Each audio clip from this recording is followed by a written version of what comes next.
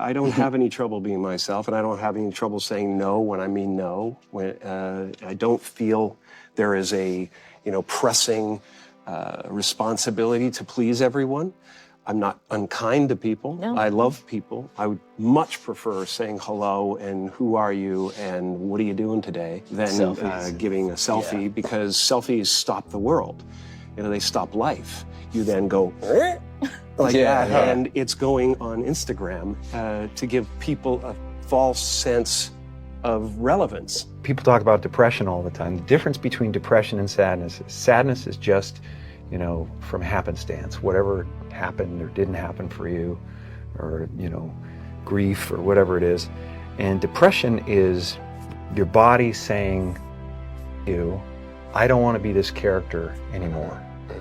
I don't want to hold up this avatar that you've created in the world. It's too much for me. Deep rest. Your body needs to be depressed.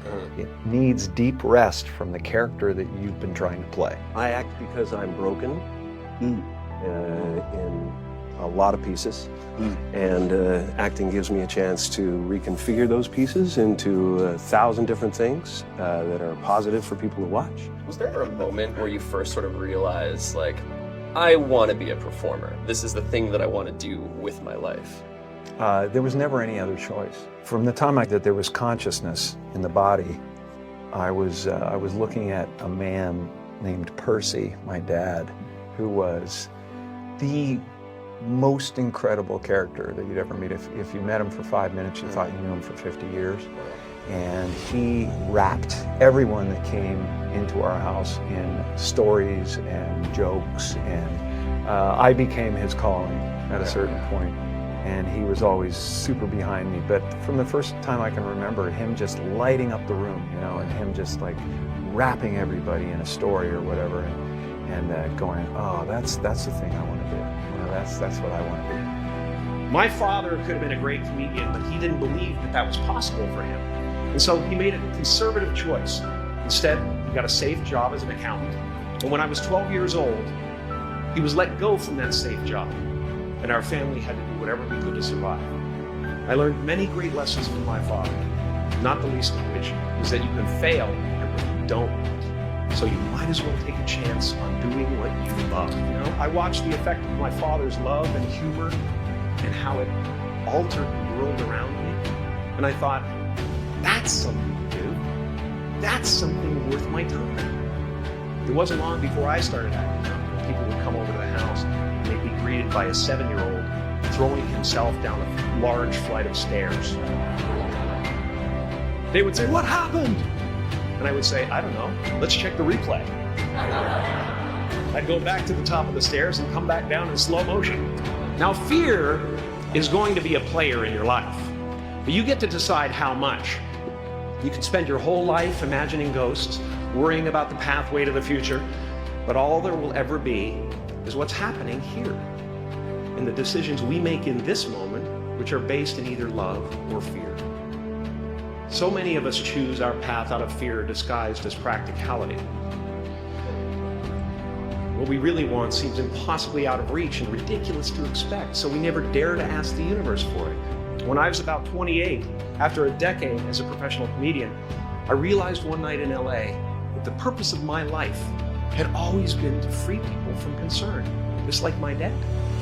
The only one I hadn't freed was myself, and that's when my search for identity began. I wondered who I'd be without my fame. Who would I be if I said things that people didn't want to hear? Or if I defied their expectations of me? And that piece that we're after lies somewhere beyond personality, beyond the perception of others, beyond invention and disguise, even beyond effort itself. You can join the game, fight the wars, play with form all you want, but to find real peace, you have to let the army in. Your need for acceptance can make you invisible in this world. Don't let anything stand in the way of the light that shines through this form. Risk being seen in all of your glory. Your job is not to figure out how it's going to happen for you, but to open the door in your head. And when the door opens in real life, just walk through it. And don't worry if you miss your cue, because there's always doors opening. They keep opening. And when I say life doesn't happen to you, it happens for you. I really don't know if that's true. I'm just making a conscious choice to perceive challenges as something beneficial so that I can deal with them in the most productive way. You'll come up with your own style. That's part of the fun. You are ready and able to do beautiful things in this world. And after you walk through those doors today, you will only ever have two choices: love or fear.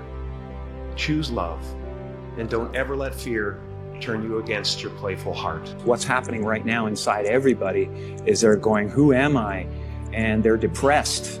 People go like, oh, Jim's been depressed and stuff. Well, yeah, I was depressed when I was trying to be the Wizard of Oz. But now I know that Oz is a character. You know, I think everybody deals with that. Everybody walks around and they go like, why am I depressed? Well, it's because you're trying to be something for the world, you know? And as soon as you let that go, better things happen because they're just happening. It's not, now it's just sadness. Sadness comes, happiness comes. It's the weather that flies by in the sky. It doesn't sit on you long enough to drown you. A few months ago, I woke up and I suddenly got it. I understood suddenly how thought was just an illusory thing, and how thought is responsible for, if not all, most of the suffering we experience. And then I suddenly felt like I was looking at these thoughts from another perspective. And I wondered, who is it that's aware that I'm thinking? And suddenly I was thrown into this expansive, amazing feeling of freedom from myself, from my problems. When I go to sleep at night, I'm not just a guy going to sleep. I'm two-time Golden Globe winner Jim Carrey going to get some well-needed shut-eye. And when I dream, I don't just dream any old dream. No, sir. I dream about being three-time Golden Globe winning actor Jim Carrey. Because then I would be enough.